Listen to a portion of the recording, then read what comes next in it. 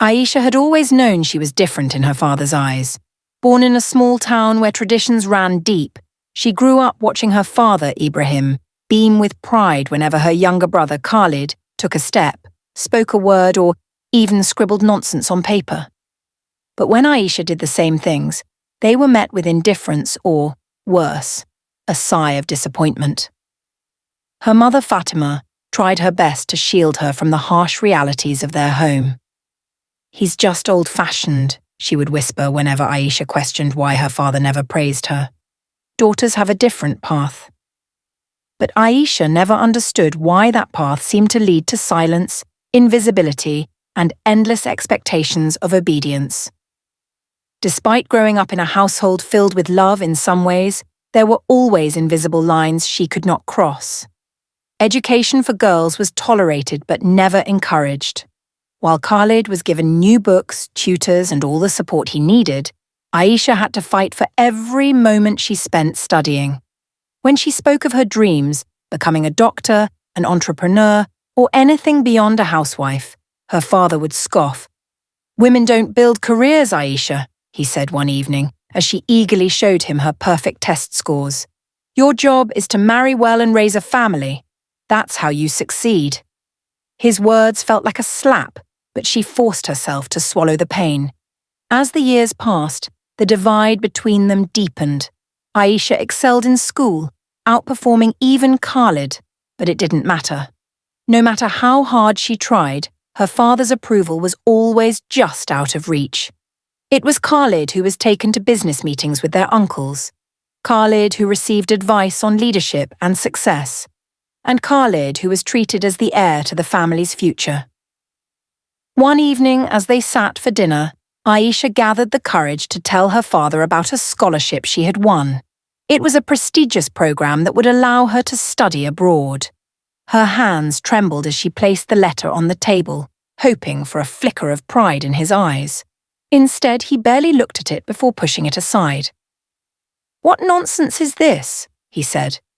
"You think you'll go abroad and live alone like a man? No daughter of mine will bring shame to this family." Tears burned in Aisha's eyes, but she refused to let them fall.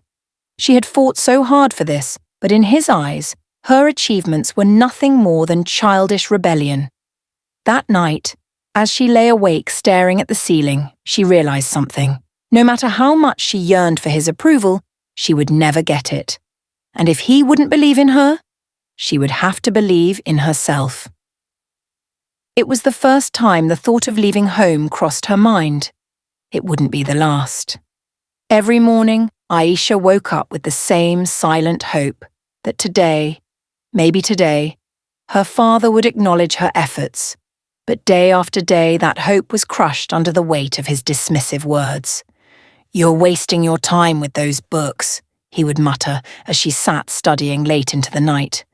"No man wants a wife who thinks she's smarter than him." It didn't matter that she was always at the top of her class. It didn't matter that her teachers praised her intelligence and potential. At home, none of it held any value. Khalid, on the other hand, could barely pass his exams, yet their father treated him like a future leader. While Aisha struggled to prove herself, Khalid was handed everything without question. One of the most painful moments came on her 16th birthday. She had won a regional academic competition, beating hundreds of students. Excited, she ran home, clutching the certificate, expecting at least a nod of approval. But when she showed it to her father, he barely glanced at it. "Useless," he said, tossing it aside. "This won't put food on the table. Stop chasing foolish dreams." His words felt like a knife to her heart. She had worked tirelessly, hoping to make him proud, but he refused to see her worth. That night, she sat in her room staring at the crumpled certificate, wondering if maybe he was right. Maybe she was foolish for believing she could be more than what he had planned for her. But despite his constant rejection, a fire still burned within her. She kept pushing forward, kept excelling. She knew that education was her only escape. If she could prove her worth through success, he would have to acknowledge her. Yet every time she tried, he found a way to tear her down. When she received an acceptance letter to a prestigious university, he didn't even read it. "You're not going anywhere," he said firmly. Your place is here. You will marry a good man and take care of your family. Aisha felt her world crumble. She had done everything right, worked harder than anyone else, and still, it wasn't enough. The breaking point came one evening when she overheard a conversation between her father and a relative. She's too ambitious, her father scoffed. Girls like her always fail in the end. She will never succeed. Those words shattered something inside her. For years she had believed that if she just worked hard enough, she could earn his respect. But now she realized the truth. He would never see her as anything more than a disappointment. That night, as she sat alone in her room, she made a decision.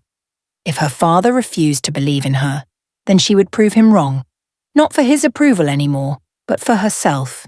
And so, with nothing but her determination, Aisha prepared to leave behind the only life she had ever known. The night everything changed, the house was filled with the sound of shouting. Aisha stood in the living room, her hands clenched into fists as her father's furious voice echoed through the walls. You will do as I say, he roared, slamming his fist on the table. No daughter of mine will run around pretending to be a man. Aisha had finally dared to challenge him. She had been offered a full scholarship to a prestigious university in the city, an opportunity that could change her life, but her father refused to hear it. He had already decided her future, marriage, children, and a life of silent obedience. I won't give up my dreams, she said, her voice shaking but firm. I won't let you decide my life for me. Her defiance was met with something colder than anger, disgust. He looked at her as if she were a stranger. Then get out, he said, his voice like ice. If you refuse to obey, you are no longer my daughter. The words hit harder than any slap ever could. Her mother gasped, pleading with him, but Aisha knew there was no turning back. She had fought for his approval all her life, and now she finally understood. She would never have it. Tears burned her eyes as she ran to her room. She grabbed a small bag, stuffing in the few things she could take. Her scholarship letter, a notebook, a few clothes. She had no savings, no clear plan, but she had something far more powerful, the will to prove him wrong. As she stepped outside, the cold night air wrapped around her like a cruel embrace.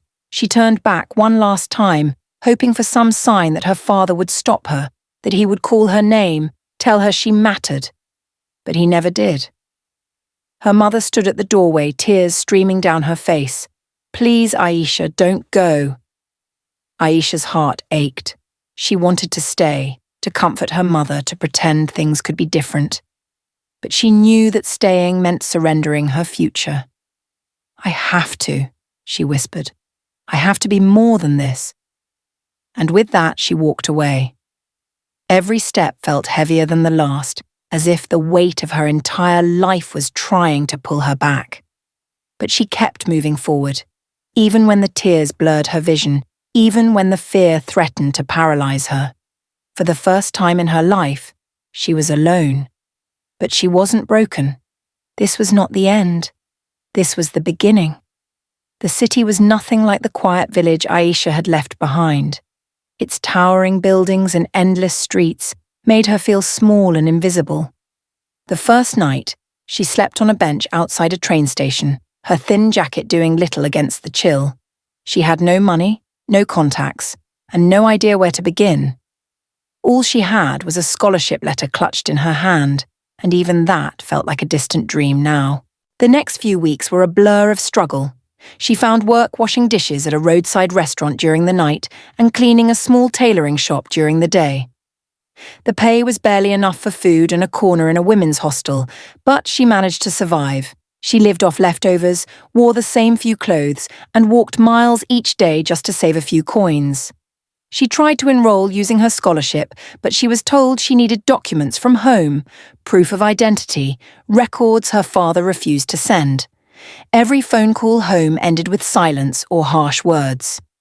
You made your choice, her father had said once. Now live with it. She cried herself to sleep more nights than she could count.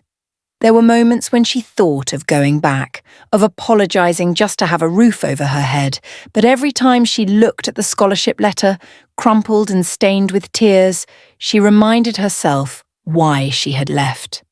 Her exhaustion only grew. She was betrayed by people who promised help, but used her instead. One landlord kicked her out without notice. Another employer refused to pay her after weeks of labor. Her body ached, her spirit wore thin, and one night, after being denied a job she desperately needed, she sat on the curb and broke down. "I can't do this," she whispered to herself. Maybe he was right. Just then, a soft voice interrupted her thoughts. An elderly woman wrapped in a simple shawl offered her a cup of tea. "You look like someone who's come far," the woman said kindly. Her name was Mina, a retired teacher who volunteered at a community centre. She listened to Aisha's story without judgment, only nodding quietly. When Aisha finished, Mina smiled gently.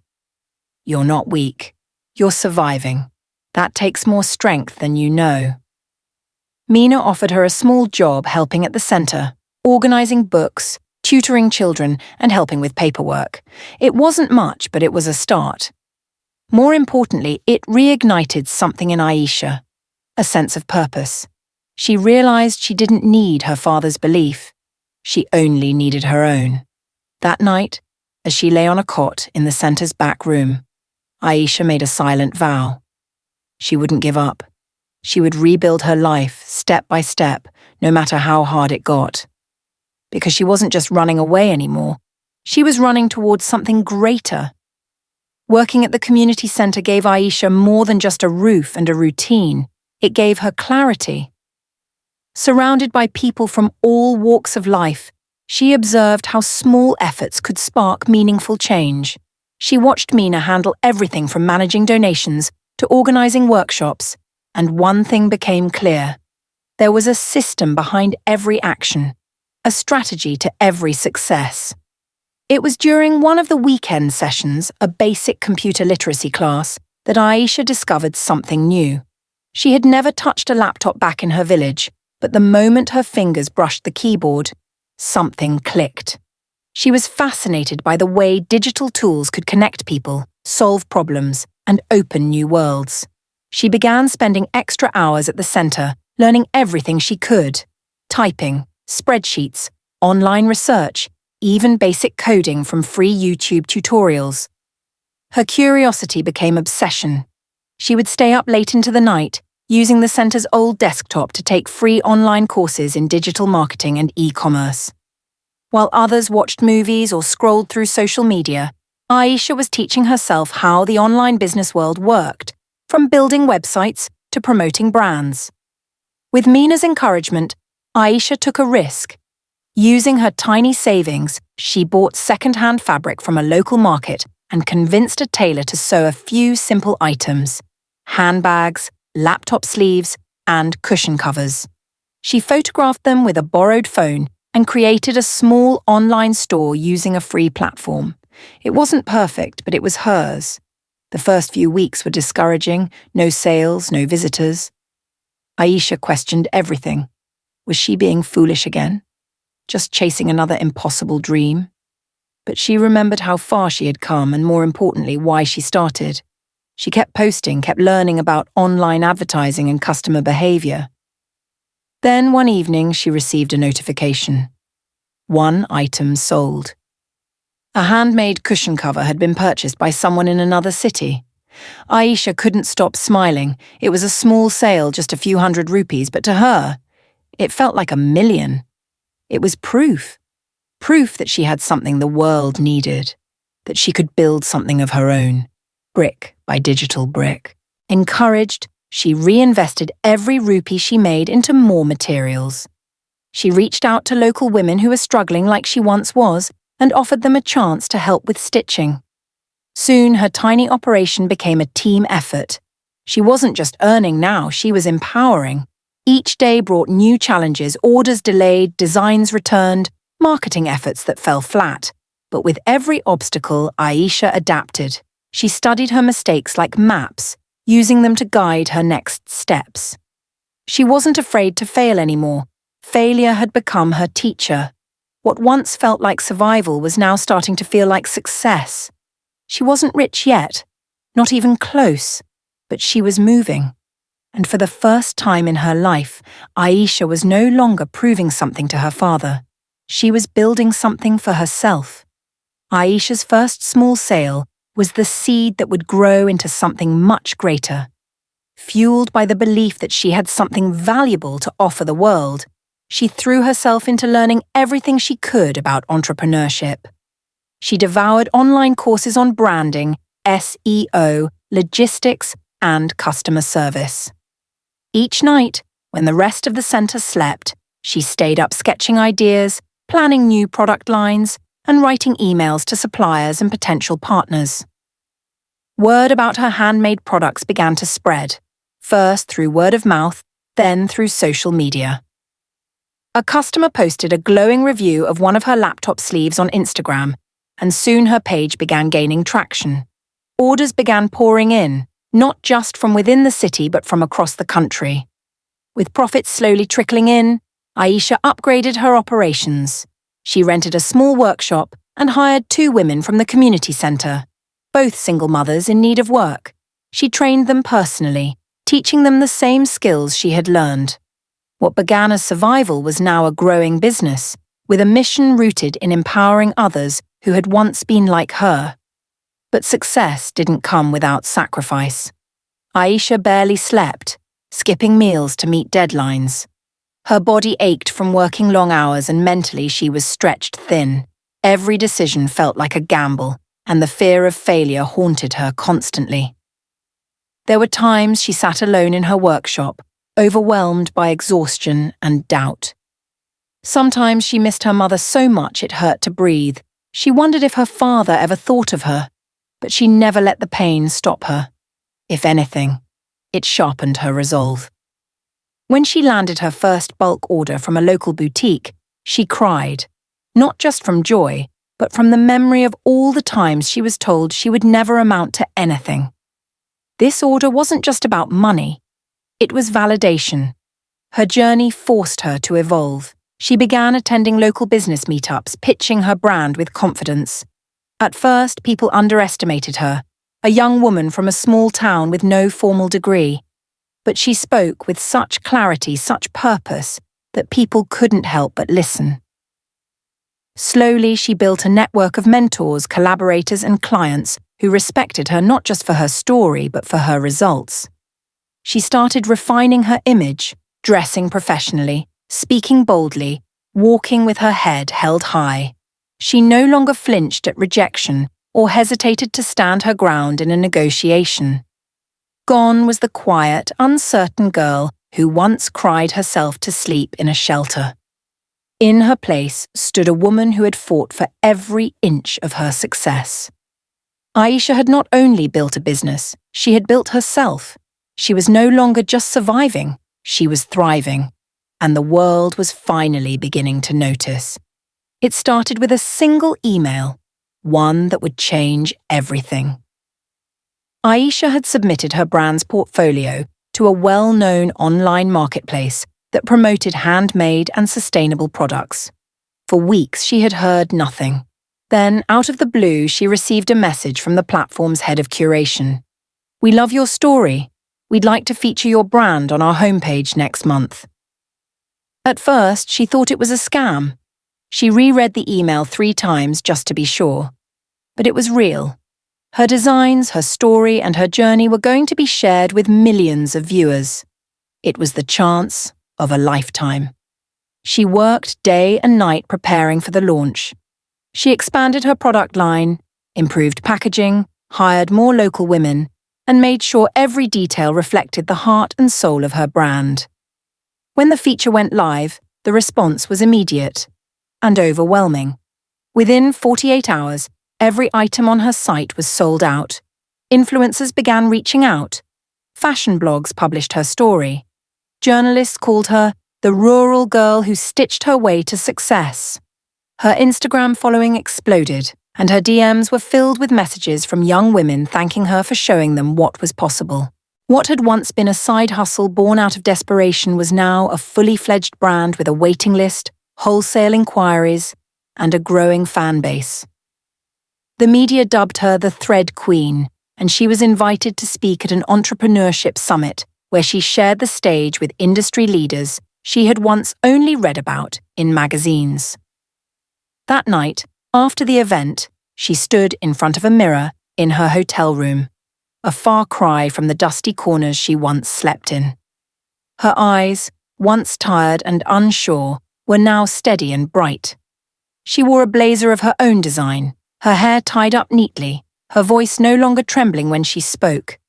She had made it, not because of the money, or the awards, or the applause, but because she had built something real, something bigger than herself.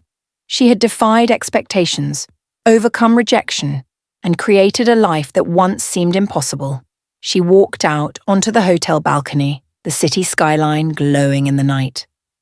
Her phone buzzed with another notification, an interview request from a national business magazine. She smiled, set the phone down, and closed her eyes, letting the moment sink in. All the pain, the hunger, the loneliness, it had led to this. And while the world was only now beginning to notice her, she had known for a while now that she was meant for more. This wasn't the end of her journey. It was just the beginning of her legacy. Years passed, and Aisha's brand had grown into a global sensation. Her products were shipped internationally, her face graced business magazines, and she had been invited to speak at conferences in cities she once only dreamed of visiting. She was now a millionaire, not just in wealth, but in wisdom, impact, and self-worth. Yet, there was one thing she hadn't done: go back. She hadn't seen her family, her village, or the dusty road she once walked down with tears in her eyes. But now, with everything she had built, she knew it was time. Not for revenge, but for closure. She arrived in a sleek black car, stepping out in front of the same house she had once been thrown out of. Everything looked smaller now, more worn, including her father, who stood in the doorway. His back was bent, his hair grey, and his eyes filled with disbelief as he saw her, the daughter he had dismissed, now wrapped in elegance and confidence. "Aisha," he murmured, as if he didn't quite believe she was real. She smiled softly. "Yes, Abba, I'm home." The air between them was thick with years of unspoken words. He opened his mouth as if to say something, but nothing came out. She noticed his hands tremble slightly. For the first time, she didn't feel anger, only pity, and perhaps a little sadness for all the time they had lost. The neighbours gathered quickly. Word spread through the village like wildfire. The girl who had left with nothing had returned a millionaire. People came to greet her with awe and respect, many of them apologising for not believing in her, for staying silent when she was cast aside. Little girls looked at her with wide eyes full of hope, and she bent down to tell them, "You can do it too." Her mother emerged from inside, tears pouring down her cheeks as she hugged Aisha tightly, whispering prayers and apologies. "We missed you every day," she cried. "Every single day." Later that evening, she sat with her father across a small table. He could barely look her in the eye. "I was wrong," he said quietly. "I didn't see who you were. I only saw who I wanted you to be." Aisha took a long breath. "You broke me," she said, "but I rebuilt myself. And now I've built something bigger than both of us." He nodded slowly. "I'm proud of you," he whispered, barely able to speak. She didn't reply right away. Instead, she stood and looked around at the house, the neighbourhood, the people, this place that once suffocated her. Now it was just a chapter in a long, powerful story. She decided to build a skills centre in the village, one that would teach girls how to start businesses, earn independently, and dream bigger. A place where no daughter would be told she wasn't enough. As she left the next day, she didn't look back in anger. She had returned not to prove her father wrong, but to prove herself right. Aisha stood in the courtyard of her childhood home, the same uneven bricks underfoot, the same rusted gate creaking in the wind. But everything else had changed. She was no longer the frightened girl her father once scolded for reading too late, for asking too many questions, for dreaming beyond what was appropriate for a daughter. She had built an empire with the very dreams he once tried to silence. Her father sat quietly on a wooden bench staring at the ground. Age had softened him physically. His hands trembled slightly, and the fire in his eyes had faded. But emotionally, she couldn't tell if anything had shifted. There was no warm welcome, no embrace, no words of pride. Aisha walked over and stood in front of him, her heels clicking softly. "Do you recognize me now, Abba?" she asked. He looked up slowly, his eyes lingering on her tailored outfit, her confident posture, her calm but commanding tone. He opened his mouth, then closed it again. "I heard about your success," he said finally, voice low and uncertain. "People talk." She nodded. "They talk now. When I was crying myself to sleep, when I was working 18-hour days just to eat, no one said a word. Especially not you." He sighed but didn't respond. His silence used to terrify her. Now it only fueled her need to speak the truth. "I needed you," she continued, voice steady. "I needed a father who believed in me. But you told me I was wasting my time, that I'd never succeed because I was a girl. Do you remember saying that?" He looked away, ashamed. "I thought I was protecting you," he muttered, "from disappointment, from the world." "No," she said firmly. "You were protecting your pride. You wanted to control me because you were afraid of what I could become without you." That hit him hard. He looked up, guilt flashing in his eyes. For a moment, Aisha thought he might defend himself. But instead, he just nodded. "I was wrong," he said. "I see that now." A heavy silence fell between them. "I'm not here for an apology," Aisha said. "Not anymore. I carried your words for years like a curse, but they became my fire. I didn't succeed in spite of you. I succeeded because I had to prove you wrong. That pain made me stronger." Her father looked at her, his expression unreadable. "And now?" he asked. "What do you want from me?" She took a breath. "Nothing. I have everything I need. Respect, purpose, freedom. I came back to show you what your daughter is capable of. And, maybe, to show the other girls watching that no one gets to decide their worth." She turned to leave, but paused. "You no longer control my story," she said without looking back. "I do." And just like that, the power shifted. Not with shouting, not with revenge, but with quiet strength. She had confronted the man who once broke her spirit and walked away whole. Aisha had won, not just in wealth, but in owning her destiny. As she sat alone in the quiet of the evening, a soft breeze whispering through the trees, she couldn't help but reflect on the road that led her to this moment. It had been a journey marked by uncertainty, pain, and triumph. She had grown in ways she never expected, faced obstacles that seemed insurmountable, and learned lessons that would stay with her forever.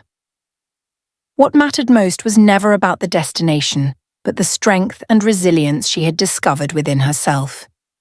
In the beginning, she had been a young woman searching for validation, approval, and a sense of belonging. Her father's absence, the void he left, had shaped so much of her early life. She had carried the weight of his absence like an anchor, believing that if she could somehow make him proud, everything would fall into place. But over time, she realized that this pursuit of approval was not the key to her happiness. It was her own approval she needed. She had spent years trying to understand him, trying to bridge the gap of resentment and disappointment. She asked herself if forgiveness was possible, if it was even necessary for her peace of mind. But in the end, she found the answer in her own terms. Whether or not she forgave him didn't change who she was becoming. She had grown far beyond the need for his validation. The power of her journey was in learning how to be her own champion, to trust herself, and to lead her own life without waiting for permission. In that moment of clarity, she realized that forgiveness wasn't about forgetting or excusing the past. It was about releasing the hold it had on her. It was about moving forward, no longer anchored to the past. It wasn't a gift to him, it was a gift to herself. Her success wasn't defined by the approval of others, nor was it tied to the image of the woman others expected her to be. It was in her ability to stand tall, to move forward, and to thrive on her own terms. She had learned that true strength came from within. It wasn't about having everything figured out, but about the courage to keep going, even when the path was unclear. For those facing similar struggles, she offered her story as a reminder. Your worth is not determined by anyone else's opinion, not by the people who couldn't see your potential, or by the ones who walked away. It is defined by your resilience, your ability to heal, and your willingness to embrace the next chapter of your life, no matter how uncertain it may seem. Her message was simple but powerful. You are enough, just as you are. You don't need anyone's permission to succeed. Move forward with confidence and make your life a testament to your own strength. Her message was simple but powerful. You are enough, just as you are. You don't need anyone's permission to succeed. Move forward with confidence and make your life a testament to your own strength. With that final thought, she rose from her seat, standing tall and strong. The world ahead was vast, full of possibilities. She had come so far and now nothing could stop her. She had found her own way, and in doing so she had already succeeded.